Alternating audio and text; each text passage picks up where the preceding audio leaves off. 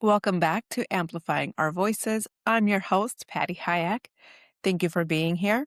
In today's episode, Tiffany Pitts joins us to share her journey from navigating ADHD to becoming a single mother to finding her purpose, uplifting others through her work in recruiting.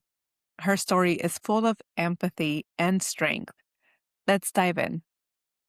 Hi, Tiffany. Welcome to Amplifying Our Voices. I am so excited to talk to you today and learn a little bit more about you. Absolutely. I like to start off with, where does your story begin? I would say my story honestly begins with resilience. Growing up, I always felt like I experienced the world a little bit differently than other people. As a child, I struggled with ADHD and other challenges that often made me feel misunderstood. I had moments where I questioned myself because my brain didn't always work in the traditional way people expected. So I learned early on what it felt like to overthink, to feel emotions deeply, and to consistently push myself just to keep up. But looking back now, those experiences shaped the woman I have become in the most powerful ways. I think one of the biggest things my childhood taught me was empathy because I always knew what it felt like to struggle internally while still trying to show up externally. I naturally became someone who pays attention to people, seeing them beyond the surface and genuinely wanting others to feel valued and heard. That's a huge part of why I'm so passionate about helping people professionally and personally today. Oh, that's beautiful. Thank you. When you think about your childhood, is there any moment or experience that stands out that shaped the woman that you are today? I think the small moments of encouragement stayed with me. I did have a teacher who believed in me, spoke life into me, and she just noticed a lot. And she always used to tell me to stay focused. And I think that that still guides me today. So you mentioned a little bit about ADHD. How did you find out? I hear stories of that women typically get, I guess, misdiagnosed or don't get diagnosed until later in life sometimes. So can you talk about your experience? So as a child, I don't know if my mom didn't really believe in medication or what, but I was never evaluated for it. He did it on my own as an adult. I really can't focus when I'm working or when I'm trying to complete classes. What can I do to see what's going on with me? And I went and got an assessment done myself. Okay. So then you were officially diagnosed later and as an Yes. adult. And how has that helped you once you had the diagnosis and how did that feel afterwards once you knew that you had ADHD? Yeah, sure. So for me, I felt like a sense of clarity. I'm like, okay, this is it. I'm able to actually see what's going on and actually get the right treatment that I need from a psychiatrist to help me better and hold myself more accountable for certain things. So definitely grateful. That's awesome. Now, I met you on LinkedIn. I saw a post of yours, and as I've been following you, the post that you had, you're so kind, you're uplifting, you're very encouraging, and you're a recruiter. So you post a lot of practical tips also for job seekers. And Hmm. so I knew I wanted to talk to you because I'm like, where does that this come from? Was it someone who or something that influenced that part of you? So as a child, I got bullied a lot just for different things. And I would go home and cry. I wouldn't really share what I was going through with my mom because she was already dealing with a lot on her own. And I did not want to be a burden to her. And so I would really just deal with stuff on my own. And I think that people sometimes mistake kindness for weakness, but real kindness does take strength. It takes emotional intelligence to remain compassionate in a world that can be so transactional. And I think that kindness doesn't mean lacking boundaries. It means choosing humanity anyway. Absolutely. I can relate to that. I would say also I grew up being kind. I mean, my mom instilled that in us, you have to be kind to others, but sometimes I do think that people take advantage of that or see that as a weakness and where I'm just like, okay, I I can see that. I see what you're doing and I don't like it, right? And so thank you for sharing that. Yeah. Now, you also talk about being a single mom. What did becoming a single mom teach you about strength that no other chapter could have taught you? Being a single mom has taught me that strength is not always loud. Sometimes strength is waking up exhausted and still showing up for my children. Sometimes it's crying privately and smiling publicly for them, but it has taught me resilience, sacrifice, and how capable women truly are when they have no choice but to keep going. Absolutely. You will do anything for those children. And sometimes that is that resilience. You don't want your kids to see you suffer or cry. But sometimes I do think that it's okay for them to see that so they can see that we're human as well. Yeah. Was there a moment in motherhood where you realized I'm doing this and I'm doing it well? Yeah, I think those are like those quiet aha moments. So, like seeing my children feel safe, loved, emotionally supported, and confident reminded me that despite all the imperfections and hard days, I gave them what truly matters. I think that motherhood made me realize perfection is not the goal, but being present for them is. Now, tell me a little bit, if you don't mind, about your kids. How many kids do you have, and what are their ages? What are they like? I have two girls, ages 8 and 10. Their birthdays are one day apart exactly. And my oldest daughter, she's into flag football, so she'll be joining a league in the summertime for that. And my youngest daughter, she just finished tapping, but she wants to do dance next. So excited for her to get into a class and do what she loves to do most. They sound very lively and energetic, full of passion. That's amazing. I have all girls, so I have three girls, and I think it's funny how they are literally so different from each other. They each have their own little personality. One of them is super creative. She's like into the arts and things like that. And then the other one is super athletic. She did not get that from me because I am not. Like, she's really into sports and she's really good at it. And then the middle child, she has Down syndrome and she's just kind of like in her own little world. She gets the best Oh. of worlds from older sister and younger sister. It's funny watching them navigate life with their own little personality. And then again, just being girls, I just have a big heart for girls. I mean, I guess it's all I know, but I'm raising them to have a voice, and they do a really good job at that. I gotta say, right now, I'm like, okay, I meant like when you're older, to have a voice, but not use it against me. So that's what I'm dealing with right now. Now, you've also mentioned about your father passing and you being open about that.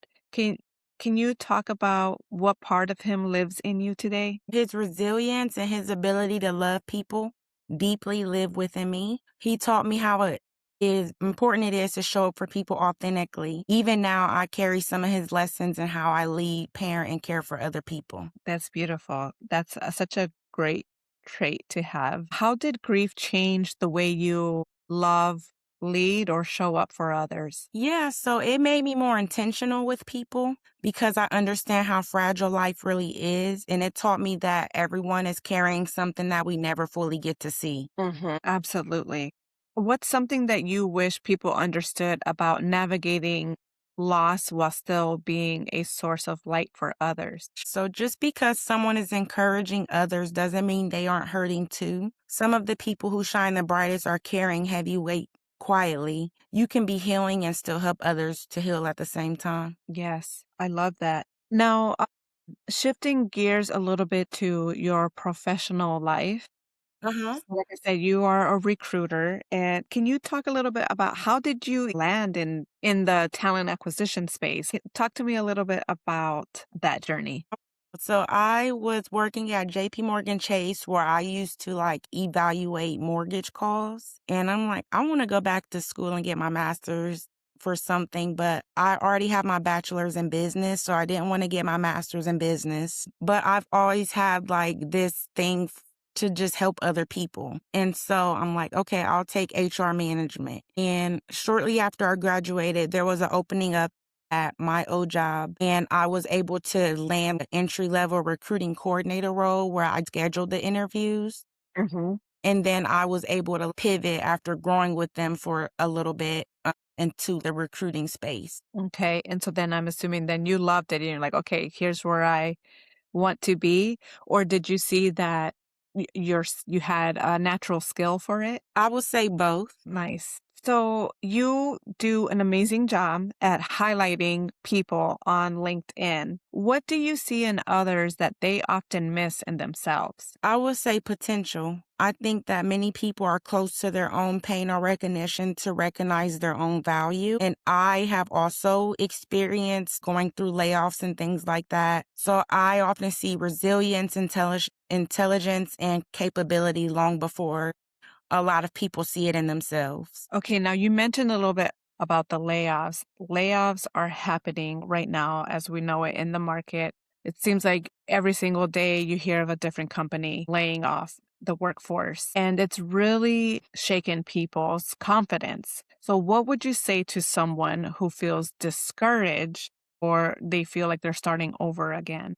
But starting over doesn't mean starting from scratch. Your experience, lessons, relationships, and resilience still matter. A layoff may impact your job title, but it does not erase your value. Beautiful. Thank you. You're welcome. Now, again, so you've been in the recruiter space for a really long time. Mm-hmm. And I consider you an expert or a SME in that space. So, from your recruiter lens, what are some small or practical things that job seekers can do right now that make a big difference? I would say being consistent matters more than perfection. Tailoring the resume to match it similar to the job description that's posted, and then building relationships on LinkedIn is very critical. I would say be intentional about your networking, and then don't internalize rejection as an identity to yourself either. Yes. I preach that so much that you can't define your worth on someone's rejection. And I know it's easier said than done because we hear the stories of people applying to who knows like 300 applications and that or getting ghosted or just rejection after rejection. It gets exhausting. So those are the people that we are talking to right now. So thank you for sharing that. Now, you also mentioned a little bit about LinkedIn and being intentional about networking. Can you give maybe a couple of tips on how to do that? Because I think some people are scared to reach out. Or do you have any advice or suggestions on how to go about doing that? Would highlight yourself and maybe like a short 1 or 2 paragraph, just kind of summarizing your skill set and using metrics as well. If you do have those numbers to kind of show how you would stand out from other people, I would say it is hard for some people to reach out to others because they may have tried and it didn't work for someone else, but that doesn't mean that it won't work for you in the future. Mhm. For me, when I was dealing with the layoff, I felt defeated and I started to question my own confidence. I took a small break from doing it and took a step back. And then I'm like, I need to get back in the game because I need to think outside of the box now on how I can stand out versus just my resume. And Mhm. so I would say that creating posts on LinkedIn on your personal page, just highlighting your skill set so that those hiring managers and recruiters can see what potential you have. And even when you have those bad experiences, never like call out the company on LinkedIn because you just never know who's watching. That's great advice. Thank you. What's a story from your recruiting career that has stayed with you or one that reminds you why your work matters? When people reach out to me months after I've already hired them, letting me know that I might have given them a hope or just given them another chance, I think that people remember the encouragement even more than the actual opportunity, which reminds me that the work that I do is deeply human. Mhm. Thank you. You're welcome. What's the most meaningful transformation you've witnessed in someone that you supported? I would say watching someone go from defeated and questioning themselves to being confident and getting their yes again. I think that confidence changes everything. It's how we should show up in our interviews. It's how we should show up when we're actually applying to these jobs. And like I said, not letting those rejections take over your identity. Mhm. Absolutely. What's a belief about yourself that you had to unlearn to grow, whether that's in your professional life or your personal life? I had to unlearn that my worth was only tied to like my productivity or how much I could do for others. I learned to take rest and set boundaries, and just being gentle with myself can go a long way. Can you expand a little bit about that? How did you unlearn it? What was the process of that like?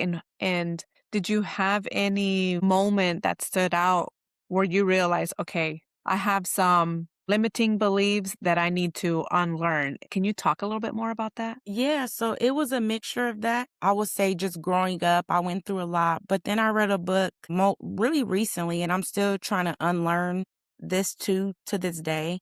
But I read a book on how to heal my inner child.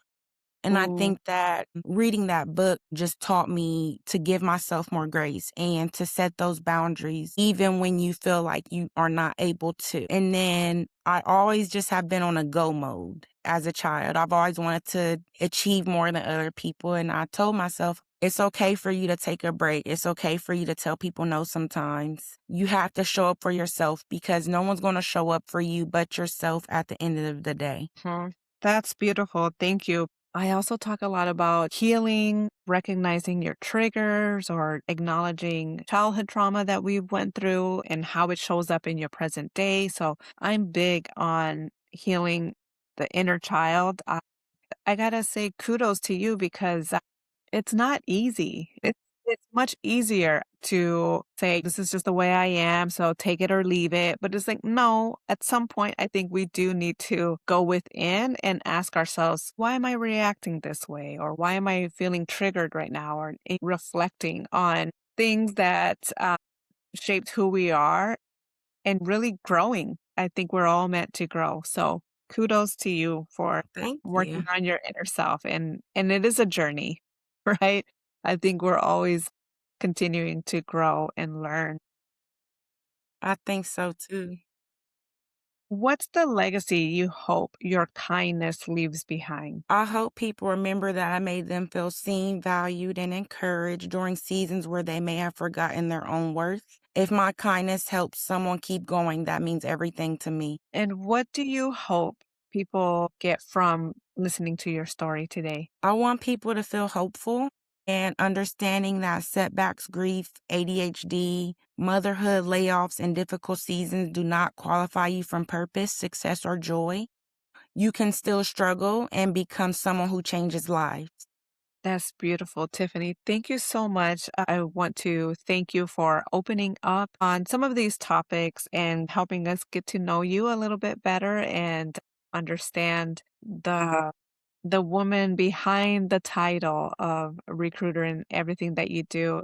I admire you so much. I love seeing your posts. You really inspire me to be more kind and show up for others in whatever way that I can because I see you doing it. I just want you to know that that's really empowering and inspiring others to do the same. Thank you for that, Tiffany. Thank you. I appreciate that so much.